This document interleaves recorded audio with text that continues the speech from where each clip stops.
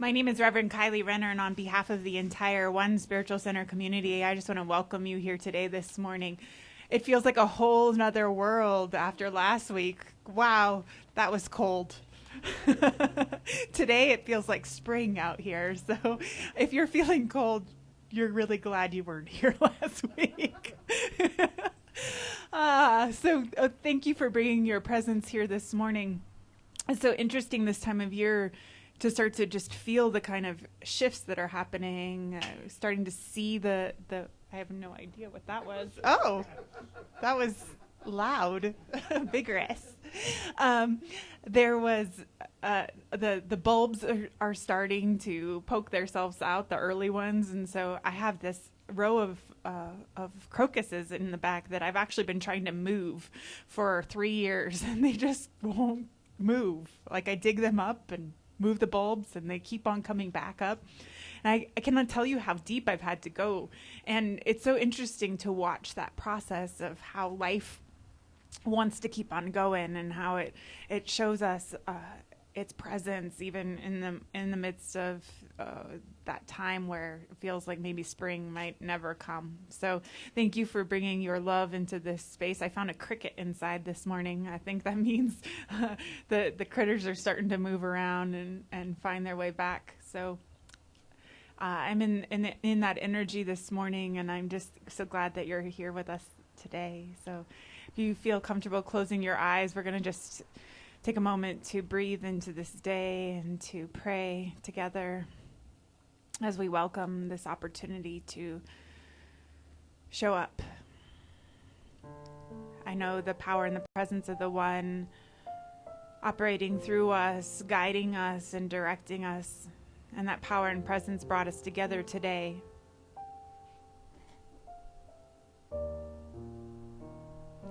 And so I recognize Spirit moving and the presence of love guiding us deeper.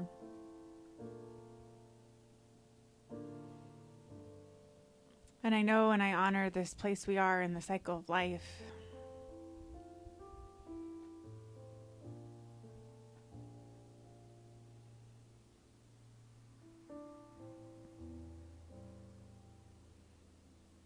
And I welcome whatever it is that needs to come to the surface today for each and every one of us.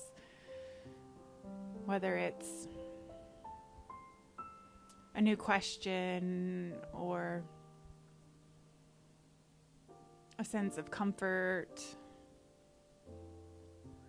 or some deep remembrance that there's a bigger vision unfolding, and whatever that is today, I just open to receiving it as I recognize this day unfolds in a perfection that is bigger than any one of us. So we create the space not only for our own receiving and wisdom, but we create it for each other.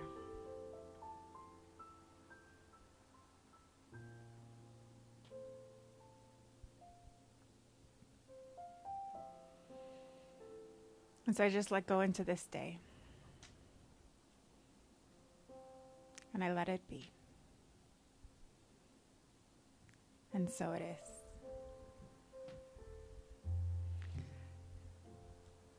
And so it's been a tradition for Sid and I for all these years that we've done this together on Martin Luther King Jr.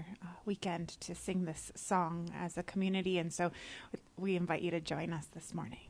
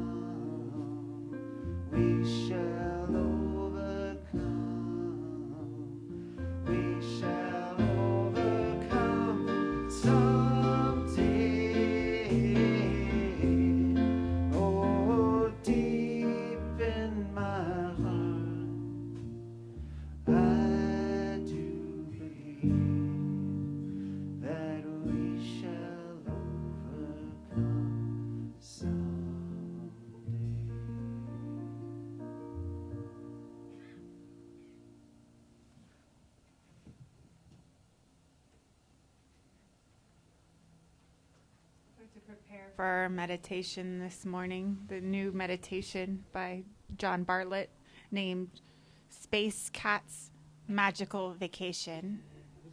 Mystical. Magical, mystical. What was I thinking?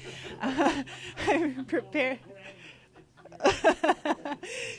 I'm prepared. I chose a poem by Donna Markova. I will not die. Oh, I'm going to start over. Here we go. I can speak.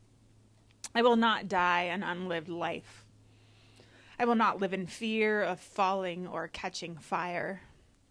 I choose to inhabit my days, to allow my living to open me, to make me less afraid, more accessible, to loosen my heart until it becomes a wing, a torch, a promise.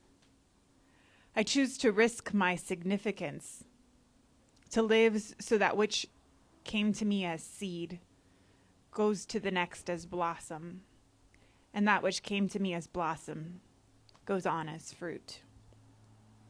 And so we just take that energy and the beauty of seeing some faces we haven't seen for a while, and we're going to take that energy into our meditation this morning.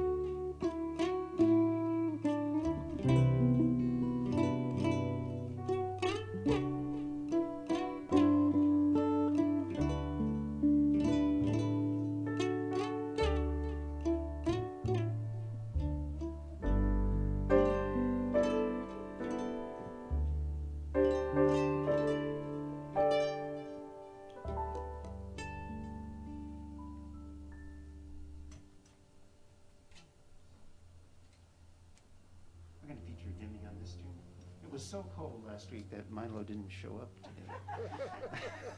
I don't know what that's about. That's how cold was it? This is a Wes Montgomery tune.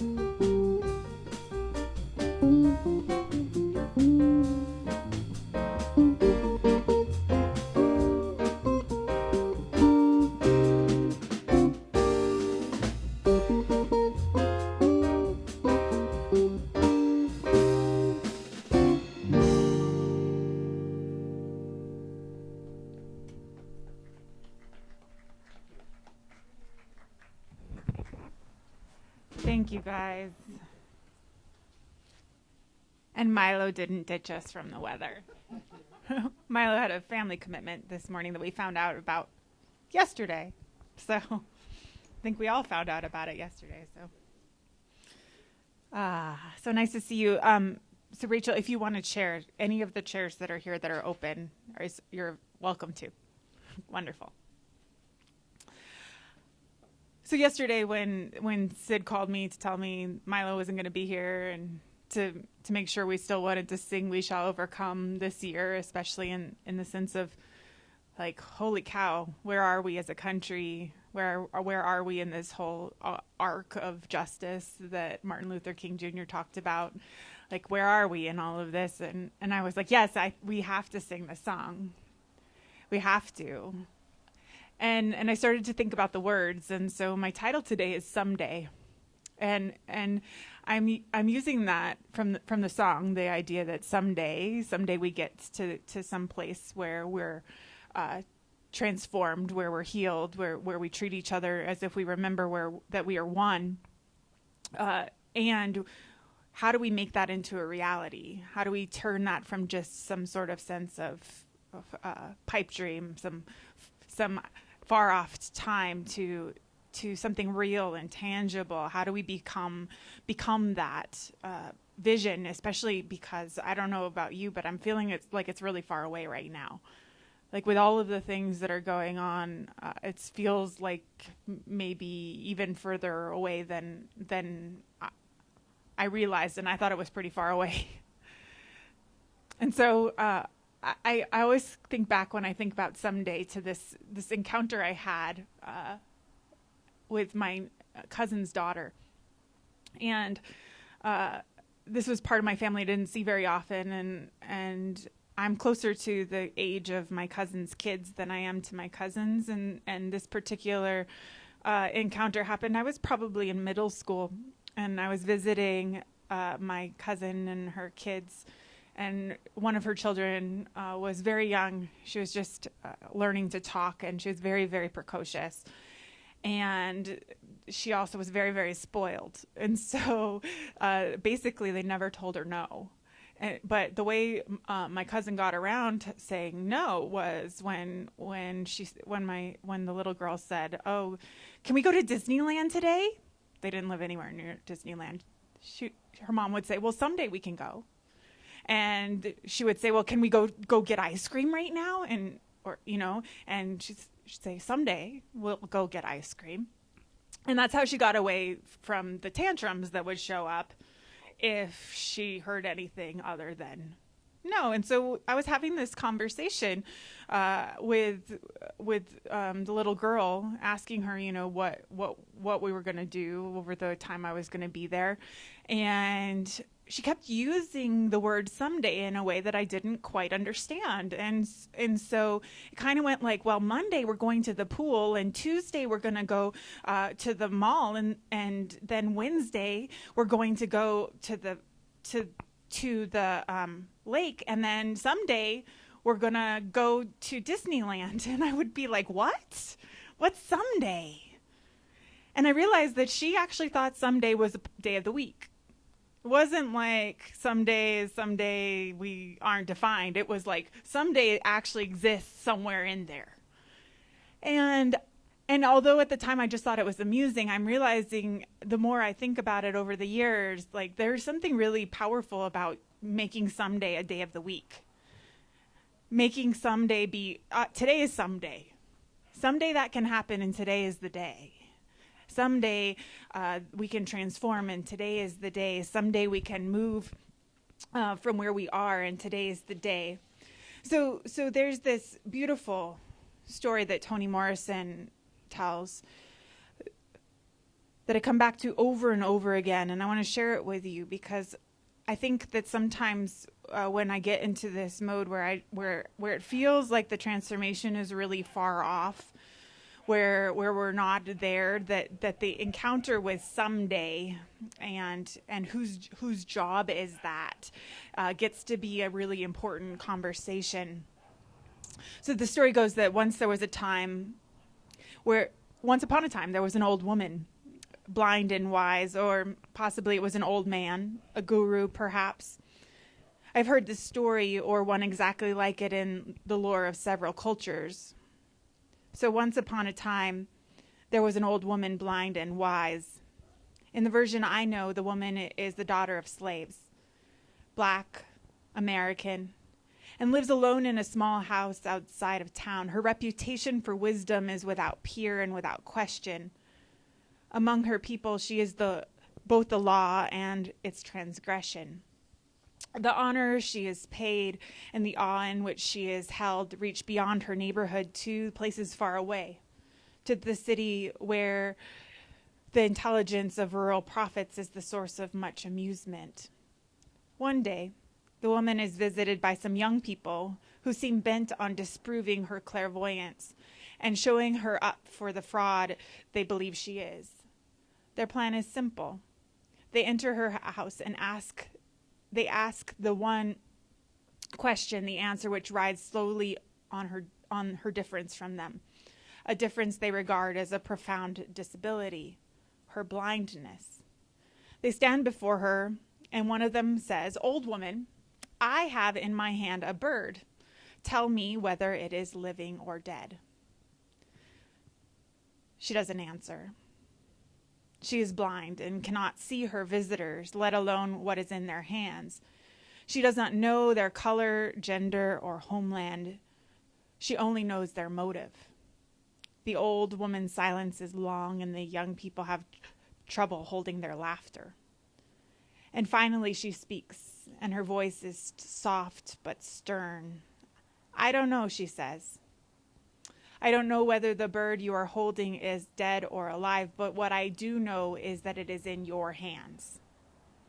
It is in your hands." So Toni Morrison says about this story, her answer can be taken to mean if it's dead, you have either found it that way or you have killed it. If it is alive, you can still kill it. Whether it is to stay alive, it is your decision. Whatever the case, it is your responsibility. For parading their power and her helplessness, the young visitors are reprimanded and told they are responsible not only for the act of mockery, but also for the small bundle of life sacrificed to achieve its aims. The blind woman shifts attention away from the assertions of power to the instrument through which that power is exercised. So this story is so powerful and meaningful from so many perspectives, but from the perspective of things being in our hands, things we don't realize are in our hands. It is an important message, I believe, especially when someday feels far away, feels unattainable. Because when someday feels unattainable for me, then the small part that I can play then feels like it's not meaningful or important. It feels like it's not worth it. And there becomes this story or this narrative that the someday is going to be far away and it's going to be in someone else's hands. And so that's why I shared that poem to start with today, because this speaking of this idea about what we are given and how we move it to that next place is so powerful for me. So what Donna Markova says is, I'm willing and I'm choose to risk my significance and to live so that which came to me as seed goes to the next as blossom, and that which came to me as blossom goes on as fruit. And I take that to mean that I take what I receive and then I move it to the next place. I don't just take what I receive, it's in my hands, and I hold on to it. I actually am the vessel through which it moves to its next place, even if that next place doesn't feel like it's significant. And that's why I love that line. I choose to risk my significance, right? So I think sometimes we think that we have to see the results of something in order for it to be meaningful, in order for it to be someday. When instead I believe that there's this power of realizing that someday is today. And while there is tons of work that has to happen, and there is all kinds of levels of responsibility and accountability and restorative justice that has to happen, just has to, in this country, that really there's this way in which someday can be today if we take what's in our hands and use it. So this is my actually favorite Reverend Dr. Martin Luther King Jr. Statement or quote, and I say it to myself, especially when I get to that place where I'm in doubt, where I feel like I'm not big enough, and I say this to myself, and I only know the first part by heart, and then I have to go look it up if I want the whole thing, if I need more of it. So what he says is, use me, God. Show me how to take who I am, who I want to be, and what I can do, and use it for a greater purpose than myself. Use me. What's in my hands, use me. And what a powerful invitation of the divine into our lives. What a powerful way to make it someday, today. When we just say, use me. I'm going to let go of my idea about how this is supposed to go, what's supposed to show up, what direction I think we're going, and I'm just going to say, use me. I'm willing to show up. I'm willing to be that accessible to spirit.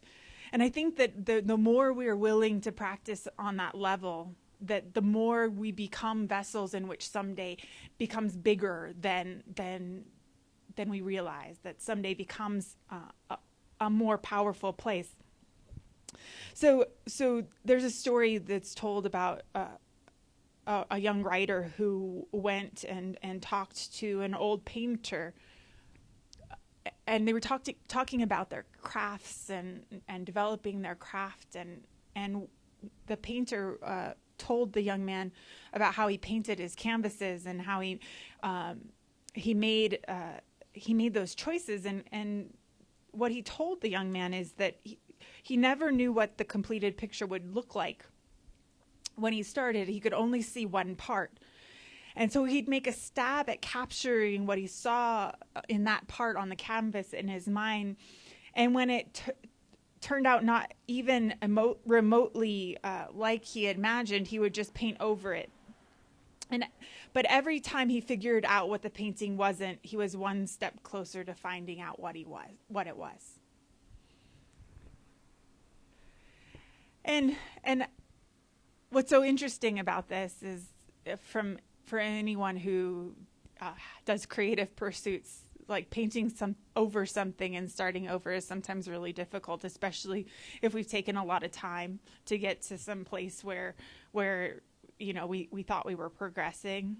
And so this idea, though, that we get closer by knowing what the painting isn't, is, I believe, a process that as much as I wish it weren't part of what we do together as human beings, is absolutely necessary.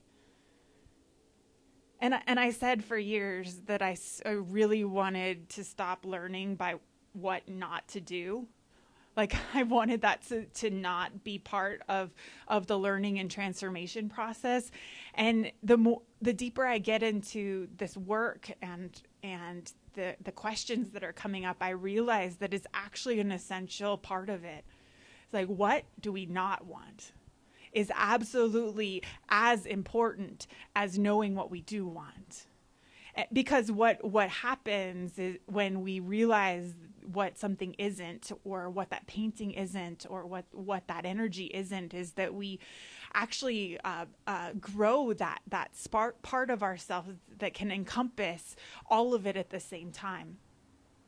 And that principle of oneness that teaches us that it all is there, but that we need to put our focus on the part of it that we want to grow, requires us to create a space also for the absence of it. And so the Course in Miracles says it this way, that everything, absolutely everything in the universe is either an expression of love or a call to love. And I realize now, in the midst of all of processing just where we are, is that both those things have to have room to exist in the same place. That the love and the call for love, the absence of love, the absence of the expression of love has to be able to exist in the same space as the love. We can't just have one aspect of it. That's not what our whole humanity is about. That's not what being here is about. That's not what oneness teaches us. And so there's this sense in which, if we're going to make someday a reality, we have to be able to build that capacity to know what we don't want, and hold that at the same time as what we do. And it's not as complicated as it sounds, because we do it all the time, right? Like, we do it all the time when we have a preference for, I don't know, just coming to mind, ice cream. right? Like we know what we don't want, while at the same time holding what we do. And it's not that complicated. And so we have this capacity as human beings to step into that more fully and to ask the divine to just use us. Use me, God. Show me how to take who I am, who I want to be, and what I can do, and use it for a purpose greater than myself. And every time we make that invitation, and every time we open ourselves to being the vessel for that, for all of it, for all of who we are, we become conduits for a deeper energy emerging. And we become clearer places for the divine to operate, and it's a requirement right now. So in the past, I've made invitations and said, join me in this. And honestly, I don't think we're at invitation stage anymore. With what's going on in the world, in our country right now, we are in requirement stage. This is not, oh, maybe it's in your hands. You can just take your little part and play small with that. No, nah, that's not where we're at anymore. This is full blown. We've been assigned here to be here at this time. It is a requirement that we step fully into this and into our role, into the healing of it, which requires deep work. It requires us to look at the places where we're still holding on to our own limited idea and our own way of seeing things, and really open to the invitation to begin again. So I think one of the greatest hindrances that I've come across in my study of where we've been as a country and as nonviolent social movements is the idea that people think we've already done it, right? Like, oh, we did this work. We passed the Civil Rights Act, right? We did this work. We integrated schools. We did this work.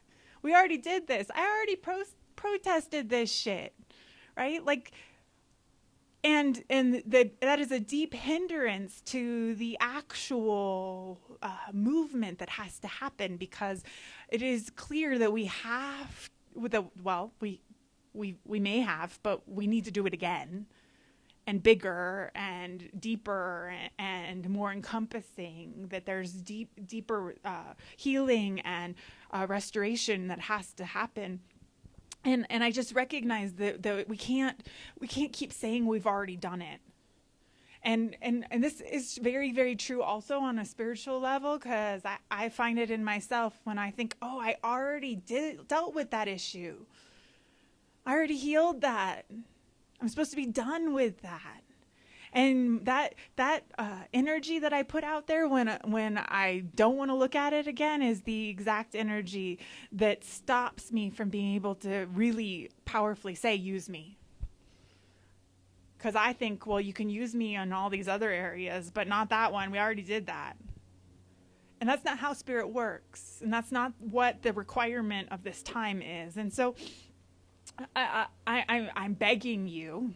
This is not a please join me. This is a beg you to join me in this stepping up that is being called on us, that we step forward, saying this is not okay. And this is what we know is possible, and we're going to stand in the midst of all of that, knowing that we can hold the space for it all, and that what gets to lead is the love that we know is possible, and that we're willing to begin over and over and over again. We're willing to risk our significance. We're willing to take what has been given us and move it to that next place. And we're willing to really invite that sense that someday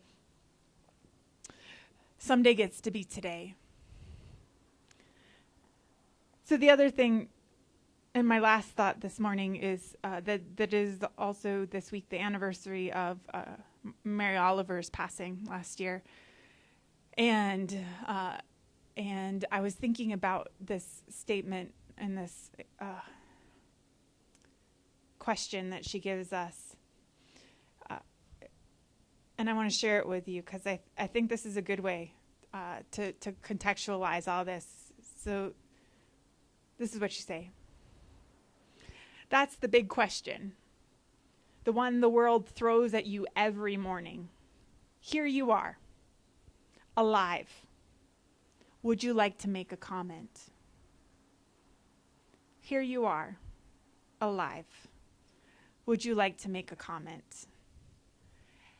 And that is the invitation, that requirement that we make a comment, and that comment be that I'm willing that someday not be pushed off again to some further time when we think the healing can happen, but we actually embody it now.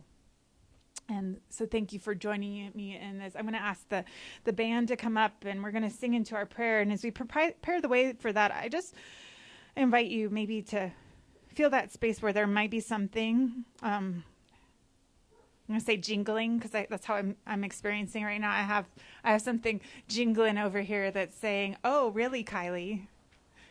This is that thing that you think you've already dealt with, that you've been pushing off, that's trying to get your attention." And I'm feeling one.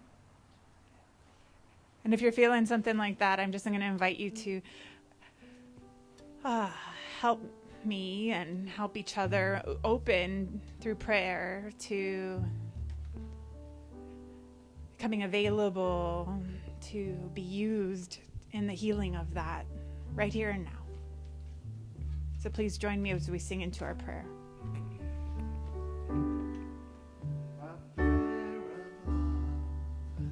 Lifts us high, it heals us, sustains us, and sets us free. Our prayer of love lifts us high, it heals us, sustains us, and sets us free. Our prayer of love lifts us high, it heals us, sustains us, and sets us free. Our prayer of love lifts us high, it heals us, sustains us, sets us free. So our prayer of love today is a prayer for someday. Prayer for making someday today. As we allow for the wisdom of the divine to take over, and we ask the infinite to use us in whatever way for our deepest healing and for the deepest healing of this thing we do together called life. And I speak into our interconnectedness, just recognizing that every single time we are willing to shift and to heal internally, that we become vessels of the change that truly needs to happen. And so I open to allowing that wisdom to more fully operate through us as we recognize that we have been given a holy assignment by being on this planet at this time. There are things that we can see and do and feel and know that have never existed in the history of this planet until this time. And so we use everything we have and know and are, everything that came before us, the shoulders of the giants who came before us, the teachers and the wisdom keepers, those whose names we know and those whose names we will never know. And we use all of it for the healing and transformation that we know is possible And we allow ourselves to become conduits of someday today. Conduits for vision of peace and justice, equality and equity, and the honoring of our wholeness, where everywhere where we find the absence of love, we recognize the call for it and we show up as it. And so I just honor the special way that the divine shows up through each and every one of us. I know that it is important and valuable.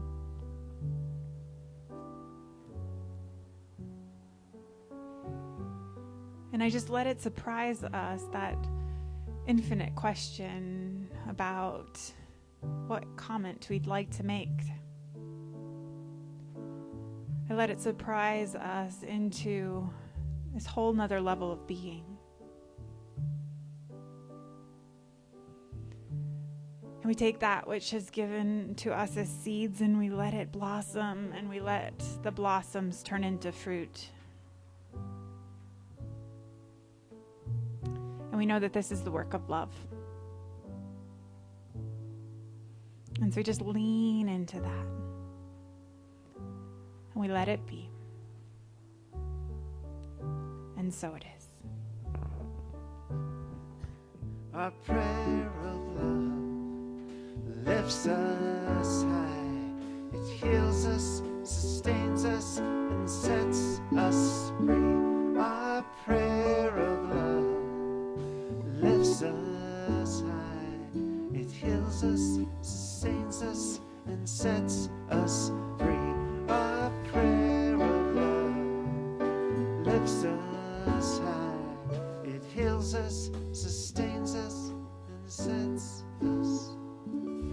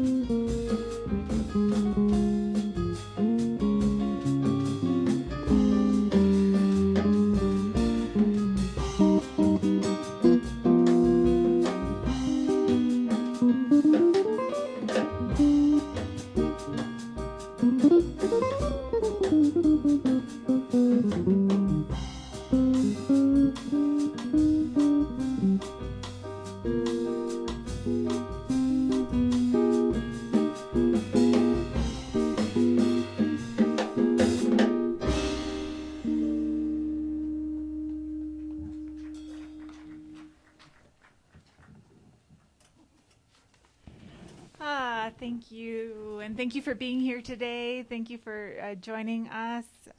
It really is warmer than last week. Way warmer. Yeah, we can feel our fingers still. Yeah. Thank you for keeping on being flexible and creative with us. We've don't know yet when we'll be able to return to indoors, but hopefully sometime this year we'll get to that place. So thank you for continuing to love and support this community, whether you're watching online or here in person. We have a way for you to make a donation here in person. There are baskets hanging in the trees. Also on our website, there's a place, onespiritualcenter.org, to leave a donation. We know that some people are having issues with security there, and so I will drop a PayPal link into the comments of our live stream today, so that if you would like to give that way, that if that would be easier for you, we would appreciate that. I'm not exactly sure what's going on with all that, but eventually we'll figure it out. Someday. Maybe today. Who knows? So thank you for being here today. I have one thing that's going to embarrass a couple people, so I'm going to do it in a way where I'm not going to tell you whose birthday it is, but we have several birthdays out here today. I'm not going to tell you. You can self disclose if you wish, but we're going to sing happy birthday to somebody.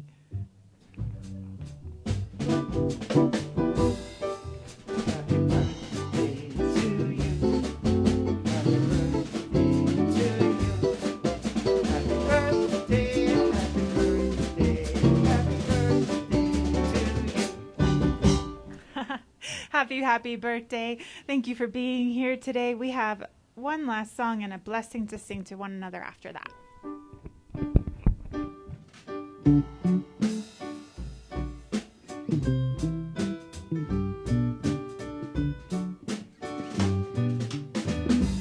One love, one heart. Let's get together and feel alright. One love, one heart. Let's give thanks to the Lord, and we can feel alright.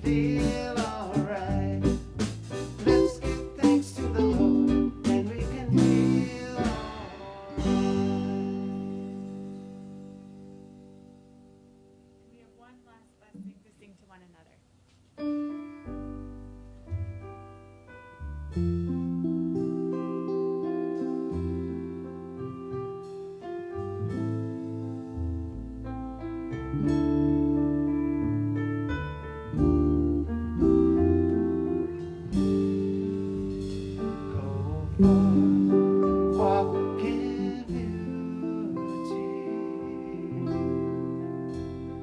and know that we are one.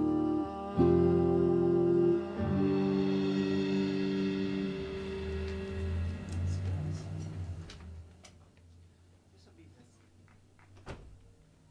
You ready? You ready? Yeah.